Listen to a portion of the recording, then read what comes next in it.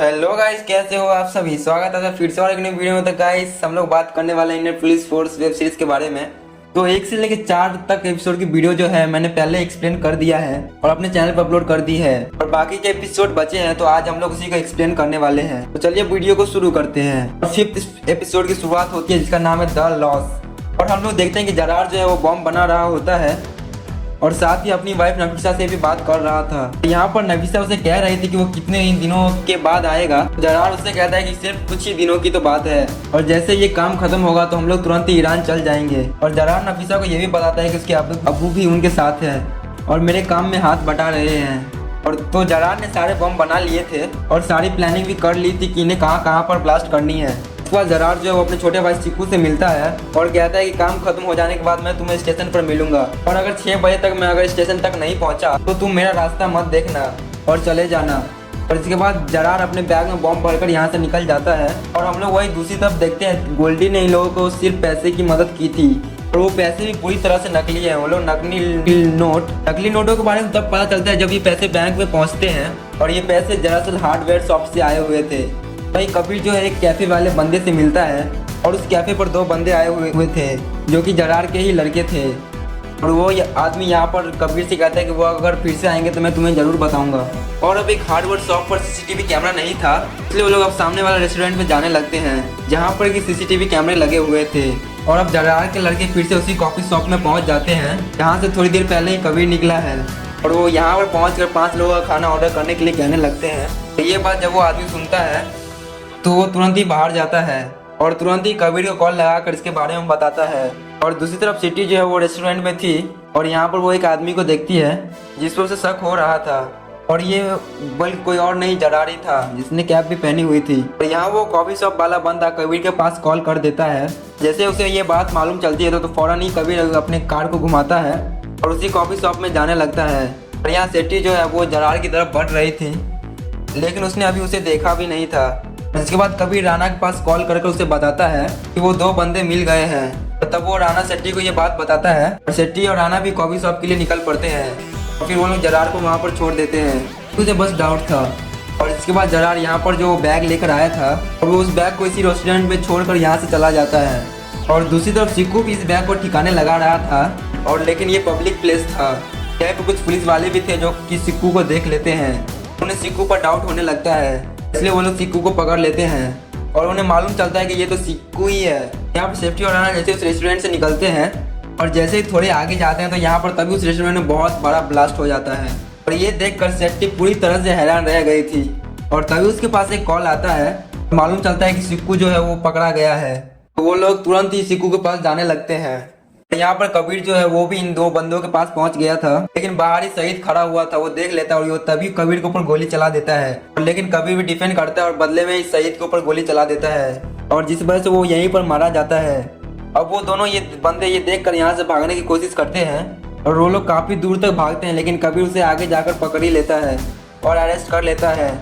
यहाँ सेट्टी और राणा चिक्कू के पास पहुँचते हैं, जिसे कुछ पुलिस वाले ने अरेस्ट कर रखा था और वो बैग भी यहीं पर रखा हुआ था। और लेकिन मौका देखते ही चिक्कू यहाँ से भाग निकल पड़ता है और पुलिस उसका पीछा करने लगती है। राणा उस बैग को उठाता है और उसे मालूम है कि इस बैग में बॉम्ब है, इसलिए वो उसे समुद्र की तरफ ले जाता है और दूर फेंक देता है। लेकिन ब्लास्ट हो जाता है, लेकिन इसमें कोई भी मारा नहीं जाता है। यहाँ पर चिक्कू बेतरफ भागा जा रहा था और वो आजू बाजू भी नहीं देख रहा था, जिस वजह से उसे एक कार आकर यहीं पर ठोक देती है और उसकी यहीं पर मौत हो जाती है।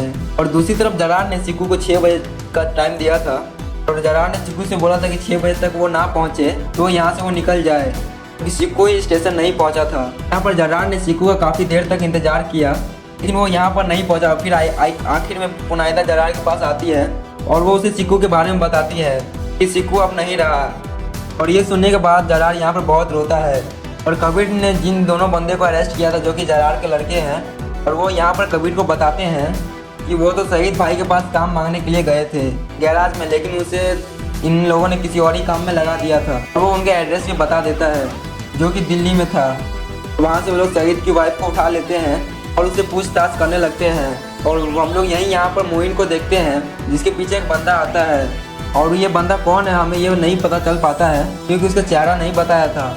और अब आगे सीन शिफ्ट होता है कानपुर में, तो अब हम लोग यहाँ पर अंसारी नाम को एक आदमी को देख पाते हैं, और वो जब ये न्यूज़ देखता है कि शूट आउट में टेररिस्ट चिक्कू मारा गया है तो वो तुरंत ही यहाँ पर पुलिस के पास कॉल करता है, और वो इसे ये बताता है कि दरअसल जो चिक्कू जो है वो इसका ही बेटा है। और अब जो कहानी जो है वो 15 साल पीछे शिफ्ट हो जाती है, जहाँ पर हम लोग देखते हैं कि जरार, चिक्कू और उसके चाचा नसीब जो है थिएटर में पिक्चर देखने के लिए आए हुए थे, लेकिन तभी यहाँ पर अचानक से दंगे होने लगते हैं। तभी उनके पिता अंसारी जो है वो थिएटर के बाहर आते हैं एक वैन लेकर, वो उन्हें तुरंत ही इसमें बैठाकर यहाँ से जाने लगते हैं। पूरी शहर में बुरी तरह से दंगे हो रहे थे, जिसके बावजूद वो लोग किसी भी तरह से अपने घर पहुँच जाते हैं। तब अंसारी अपने भाई नसीब को फैक्ट्री जाने के लिए कहता है और कहता है कि वहाँ पर जो भी लोग होंगे उन्हें वापस लेकर आ जाना। और अंसारी अपने घर पर अपने बच्चों के साथ था, और तभी दरवाजे पर कुछ लोग आते हैं और वो अंसारी को बताते हैं इसकी फैक्ट्री में कुछ लोगों ने आग लगा दी है। और जब वो वहाँ पर देखता है तो जरार जाकर देखता है कि इस फैक्ट्री में आग लगा दी गई है, उसके चाचा भी इसी फैक्ट्री में जलकर मारे गए हैं। और जिस वजह से अंसारी को बहुत ही दुख होता है और वो इससे मूव ऑन नहीं कर पा रहे थे। और अपने पिता को इस तरह से दुखी देखकर जरार को बिल्कुल भी अच्छा नहीं लग रहा था, क्योंकि उनके साथ ऐसा कैसे हो सकता है। और फिर वो एक रफ़ीक नाम के आदमी के पास जाने लगता है और वो आदमी उसे बहुत अच्छी अच्छी बातें सिखाता है। और फिर जरार से ये भी कह रहा था कि उसने उसके चाचा को भी अच्छी अच्छी बातें सिखाई है, जबकि यहाँ पर रफ़ीक जो है वो जरार का ब्रेन वॉश कर रहा था और वो उसे पूरी तरह से इंडिया की तरफ भड़का रहा था। और अब सीन प्रेजेंट में आता है, जहाँ पर कि चिक्कू के माता पिता वहाँ पहुँच चुके थे और वो उसकी लाश को देखकर बुरी तरह से रो रहे थे। यहाँ पर कबीर उनसे कहता है कि फॉर्मेलिटी होने के बाद आप इस लाश को यहाँ से ले जा सकते हैं, लेकिन चिक्कू की माँ उसे कहती है कि इस लाश को ले जाने की कोई ज़रूरत नहीं है, क्योंकि ये लोग तो हमारे लिए पहले ही मर चुके थे। बस लाश का आज मालूम चला है और ये लोग देश के लिए गद्दार है, और ये अगर देश के गद्दार है तो ये हमारे भी दुश्मन हुए। और दूसरी तरफ नफीसा की माँ यानी कि जरार की सासुर माँ उन्हें बता देती है वो लोग दरभंगा में रहते हैं। इसी के साथ एपिसोड 5 यहीं पर ख़त्म होता है और एपिसोड 6 की शुरुआत होती है, जिसका नाम है द ट्रुथ। और इसी एपिसोड में हम लोग देखते हैं कि कबीर जो है वो दरभंगा पहुंच चुका था और वो नफीसा से भी मिल चुका था, और वो उनसे कह रहा था कि तुम्हारा पति एक टेररिस्ट है और उसका नाम जरार है। लेकिन नफीसा उनसे कहते हैं कि तुम्हें कोई गलत फैमिली हुई है, और उसके पति का नाम हैदर है। वो लोग चेन्नई किसी परफ्यूम के बिजनेस से गए हैं, लेकिन वो तो मानने के लिए तैयार ही नहीं थी। इसलिए कबीर जो है वो नफीसा की बात उसकी माँ से करवाता है और उसे पता चलता है कि उसके पिता शूट आउट में मारे गए हैं। और ये सुनने के बाद अब कहीं ना कहीं नफीसा को थोड़ा यकीन तो हो गया था, लेकिन तभी अचानक से उसे चक्कर आ जाता है और वो बेहोश हो जाती है। और अब अगले सीन में हम लोग देखते हैं कि सलामत नाम के एक लड़के को, जो कि बॉर्डर क्रॉस करवाने का काम करता है। हाल फिलहाल में से एक आदमी को क्रॉस करवाना है जो था जरार। वो सलामत से सुरंग के द्वारा बॉर्डर क्रॉस करवाता है। वो सुरंग जाती है बांग्लादेश, मतलब कि जरार जो है वो बांग्लादेश में जाने वाला था, और दूसरी तरफ की जरार जो है वो बांग्लादेश में जाने वाला था, और दूसरी तरफ वहाँ उसका इंतजार रफ़ीक कर रहा था। जैसे वो वहाँ पहुँचता है तो रफ़ीक उससे कहता है कि हमारे पास अभी बहुत काम है और समय बहुत कम है, और जिस पर कि जरार जो है वो रफ़ीक से साफ साफ कह देता है कि वो नफीसा के बिना कहीं पर भी नहीं जाएगा। पहले नफीसा बांग्लादेश आएगी, उसके बाद ही वो कहीं पर जाएगा। फिर उसे समझाने की कोशिश करती है कि नफीसा को पुलिस वाले ने पकड़ लिया है और अब वो तुम्हारी सच्चाई जान चुकी होगी, और इसके बावजूद जरार को सिर्फ और सिर्फ नफीसा चाहिए थी। अब यहाँ दरभंगा के सिटी हॉस्पिटल में नफीसा को एडमिट किया गया था। यहाँ पर मालूम चलता है कि दरअसल नफीसा जो है वो प्रेग्नेंट है। थोड़ी देर के बाद इस हॉस्पिटल में अनाइजा एक आदमी को लेकर आती है। वो आदमी भी अनाइजा के साथ ही मिला हुआ था। अनाइजा दरअसल यहाँ पर नर्स बन के आई थी और वो सीधा नफीसा के पास चली जाती है और वो नफीसा से कहती है कि जरार तुमसे बात करना चाहता है। जैसे जरार से बात करता है तो उसे विश्वास दिलाने की कोशिश करता है कि वो एक टेररिस्ट नहीं है, और अगर वो टेररिस्ट होता तो वो तुम्हारे पास कॉल नहीं करता और वो तुम्हें यहाँ पर नहीं बुला रहा होता है। और उसे वो ये भी बताता है कि उसे कोई गलत फैमिली हो चुकी है, इसलिए उन्होंने वो तुम्हारे पिता और चिक्कू को मार दिया है।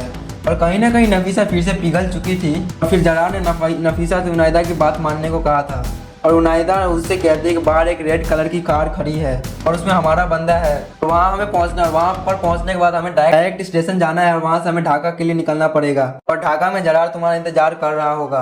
उनाइदा नफीसा को बुरखे में यहाँ से लेकर जाने लगती है, लेकिन तभी कुछ पुलिस वालों की नज़र उन पर पड़ जाती है और वो उनकी तरफ आगे बढ़ने लगते हैं। लेकिन तभी उनाइजा का आदमी जो व्हील चेयर पर था तभी खड़ा होकर पुलिस वालों के ऊपर फायरिंग करना शुरू कर देता है, और बदले में उनाइजा भी पुलिस वालों के ऊपर फायरिंग कर रही थी। लेकिन तभी यहाँ पर सेठी हीरोइन की तरह आती है और वो नाइजा को जान से मार देती है। नफीसा यहाँ पर एक रूम में छुप चुकी थी। जब भी वो न्यूज़ देखती है कि जरार के पिता सिक्कू और उसे टेररिस्ट ही मानते हैं। ये सब देखने के बाद तो तुरंत ही नफीसा भीड़ के सामने आ जाती है और वो उन्हें सब कुछ बता देती है कि मुझे जरार जो है वो मुझे ढाका बुला रहा है और ढाका में वो मेरे स्टेशन पे इंतजार करेगा। और नफीसा कहते हैं कि जाने अनजाने में उसने बहुत कुछ कर दिया है और वो सब कुछ कर सकती है, लेकिन जाने अनजाने वो अपने देश से गद्दारी नहीं कर सकती है और इसलिए वो चाहती है कि वो ढाका जाकर जरार को पकड़े। और इसके बाद कबीर ये सारी बातें सिटी को जाकर बताता है। लेकिन ये केस तो बाहर ही होता जा रहा था, लेकिन अपने देश में तो सब कुछ कर सकते हैं, लेकिन बांग्लादेश में जाकर जरार को पकड़ना ये बहुत ही मुश्किल थी। इसलिए वो लोग सबसे पहले रॉ के हेडक्वार्टर में फ़ोन करते हैं, जहाँ पर कि श्रीनिवास कॉल उठाते हैं, जहाँ पर सिटी उन्हें सारी न्यूज़ देती है, लेकिन होम मिनिस्टर से उन्हें सारी परमिशन लेना बाकी थी। इसलिए दरभंगा से हॉस्टिक के द्वारा उन्हें दरभंगा से दिल्ली लाया जाता है। लेकिन बीच बीच में यहाँ पर रफ़ीक और जरार भी बीच बीच में कॉल कर रहे थे। इस आदमी को पुलिस वाले ने पकड़ लिया था और यहाँ पर वो उनसे झूठ कहलवाते हैं कि वो कुछ घंटे में ही ढाका स्टेशन पहुँच जाएंगे। और फिर पहले तो सभी को फ्लाइट के द्वारा दिल्ली लाया जाता है और वहीं जरार ने सारी प्लानिंग कर ली थी बांग्लादेश से भागने की और उसने नकली पासपोर्ट भी बनवा लिए थे अपने और नफीसा के, और यहाँ से वो लोग डायरेक्ट ईरान भागने वाले थे।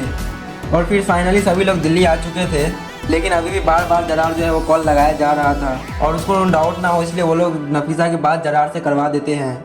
अब वो लोग होम मिनिस्टर से यहाँ पर परमिशन लेने के लिए जाते हैं, जहाँ पर सब कुछ समझाने के बाद मिनिस्टर जो है वहाँ पर वो उनसे कहते हैं कि अगर वहाँ पर कुछ भी हुआ तो हमारी कोई भी जवाबदारी नहीं, क्योंकि अगर वो उधर कुछ भी उल्टा सीधा हुआ तो मुझे बहुत सारे लोगों को जवाब देना होगा।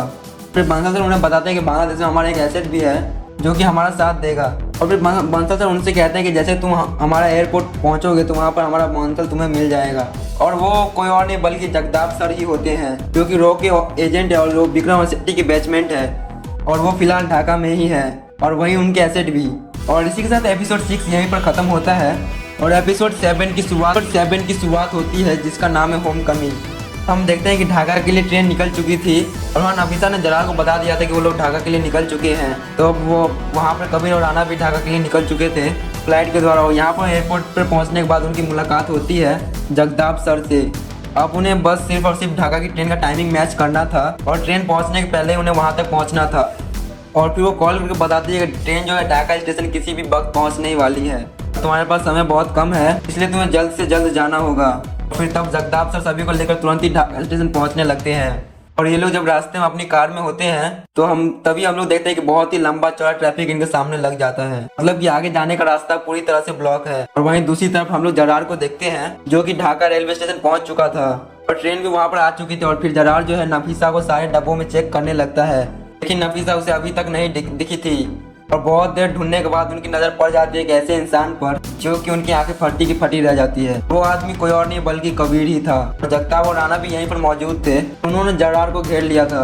तभी वहाँ पर उनके बीच में शूट आउट होना शुरू हो जाता है। दोनों ही एक दूसरे के ऊपर बुरी तरह से फायरिंग कर रहे थे। एक गोली चलने के बाद पूरी ढाका रेलवे स्टेशन में भगदड़ मच चुकी थी। तभी उसके पास एक कॉल आता है, उसे मालूम चलता है कि नफीसा रेलवे स्टेशन पर नहीं आई है।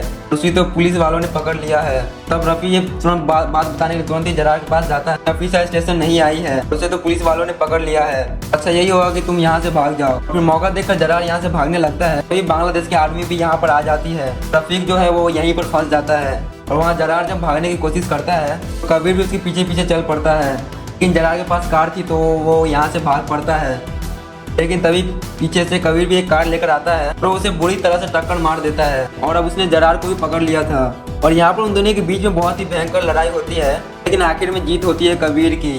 कबीर तो उसे यहाँ पर जान से ही मारने वाला था, लेकिन उसे जगताप और राना आकर रोक लेते हैं, उसे पकड़ कर अपने साथ ले जाता है। मगर बांग्लादेश मिनिस्ट्री में ये सारी खबर पहुंच चुकी थी कि इंडिया के कुछ सोल्जर्स हैं जो कि रेलवे स्टेशन पर धूम मचा रहे हैं और वो किसी जरार नाम टेररिस्ट को पकड़ने के लिए आए हैं। तो बांग्लादेश मिनिस्ट्री को ये पता चलता है कि शायद जरार को उसके कुछ खुफिया रहस्य मालूम होंगे, इसलिए वो लोग यहाँ पर उसे पकड़ने के लिए आए हैं। तो वो चाहते हैं कि इंडियन के सोल्जर्स को भी पकड़े और जरार को भी। वहीं हम लोग देखते हैं कि ये सभी रॉ के सेफ हाउस पहुँचते हैं। यहाँ पर श्रीनिवास के द्वारा पूरा कॉल करके बताया जाता है कि बांग्लादेश की आर्मी जो है कभी भी सेफ हाउस पहुंचने वाली होगी, इसलिए उन्हें वहां से जल्द यहाँ से निकलना होगा। लेकिन उससे पहले जरार जो है वो कबीर से बात करता है, कहता है कि तुम भी एक मुसलमान हो, और वो कहता है कि तुम हमारे साथ क्यों नहीं हो। फिर कबीर कहता है कि तुझ में और मुझ में बहुत फर्क है, अल्लाह सिर्फ तेरे बाप का नहीं है, वो सबका है। और फिर थोड़ी देर के बाद यहाँ पर जगताप सर आ जाते हैं और तुरंत ही वो यहाँ से निकलने के लिए कहते हैं। बांग्लादेश आर्मी किसी भी वक्त यहाँ पर पहुँचने वाली होगी और कहते ही वो यहाँ पर पहुँच जाते हैं। तो जगताप सर ने श्रीनिवास सर से बात कर ली थी कि वो लोग बॉर्डर के द्वारा यहाँ से निकलेंगे और बीएसएफ के इंडियन आर्मी जो है गेट नंबर 5 से उन्हें थोड़ी देर के लिए दरवाज़ा खोल देगी और उन्हें यहाँ से निकाल देगी। इंडिया और बांग्लादेश के बॉर्डर के गेट नंबर 5 पर जब वो वहाँ पर पहुँचते हैं, यहाँ के सोल्जर्स जो हैं वो गेट खोल देते हैं और मौका मिलते ही जगताप अपनी कार को लेकर उस तरफ कर देता है। मतलब कि अब वो लोग इंडिया की सीमा में आ चुके थे, मतलब कि अब बांग्लादेश आर्मी कुछ भी नहीं कर सकती है। और वहाँ बेस कैंप में उनसे मिलने के लिए सिटी आती है और उन्हें बधाई देती है कि उन्होंने बहुत ही बहादुरी के साथ काम किया। और जिसके बाद वो लोग सभी लोग जरार के पास जाते हैं कि वो लोग आखिरी बार जरार की बात नफीसा से करवाना चाहते थे। तो यहाँ पर जरार नफीसा से बात करता है और कहता है कि मुझे माफ़ कर देना, और लेकिन नफीसा कहती है कि मैं तुम्हें कभी भी माफ़ नहीं कर सकती। तुम मेरे फीलिंग्स के साथ खेले कोई दिक्कत नहीं है, लेकिन तुम मेरे देश के गद्दार हो और इसके लिए मैं तुम्हें कभी भी माफ़ नहीं कर पाऊंगी। और ये सुनने के बाद तो जरार को बहुत ही ज़्यादा बुरा लगता है और अब वो बहुत ही ज़्यादा रोता है। और यहाँ से बाहर आने के बाद कबीर और सिटी और जगताप सर से कहता है कि ये तो बस शुरुआत है, जरार और सिक्कू तो बस सिर्फ एक प्यादे हैं, असली चाल तो कोई और ही चल रहा है। इतना कहने के बाद ही यहाँ पर जगताप सर के पास एक कॉल आता है और यहाँ पर उन्हें मालूम चलता है कि नफीक जो है वो काठमांडू में छुपा हुआ है, मतलब कि आगे की स्टोरी अभी भी बाकी है, जिसके अनाउंसमेंट हमें जल्द सुनने को मिल सकता है। और इसी के साथ एपिसोड 7 भी यहीं पर खत्म होता है। तो दोस्तों कैसा लगा आप सभी को हमारा एक्सप्लेनेशन? अगर वीडियो पसंद आया चैनल को लाइक और सब्सक्राइब जरूर कीजिएगा। चलिए मिलते हैं नेक्स्ट वीडियो में।